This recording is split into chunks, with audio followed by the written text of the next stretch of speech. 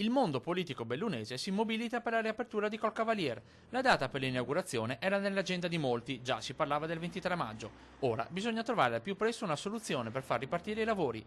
Tocca a uno dei bellunesi che siedono nel consiglio di amministrazione di Veneto Strade chiedere risposte urgenti alla società. Questa mattina ho chiesto la convocazione urgente del consiglio di amministrazione di Veneto Strade. L'ho mandata al presidente e anche a tutti gli altri membri del consiglio di amministrazione.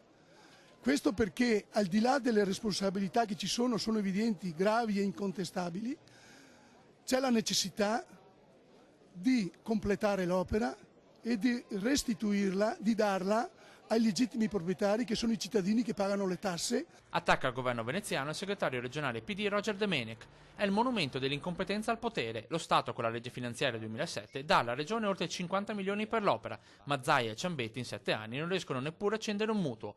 È evidente che qualcosa non va, conclude Domenech, però non accetta che si scarichino le responsabilità su Veneto Strade o sul governo. È un problema della regione che ora diventa un problema del territorio bellunese, commenta la presidente della provincia Daniela Larese Filon. Scava invece nel passato e individua nel governo un maggior colpevole il senatore forzista Giovanni Piccoli. Avevo sollevato la questione da sindaco di Sedico quando le situazioni del ponte di Bribano e di Colcavalier viaggiavano di pari passo.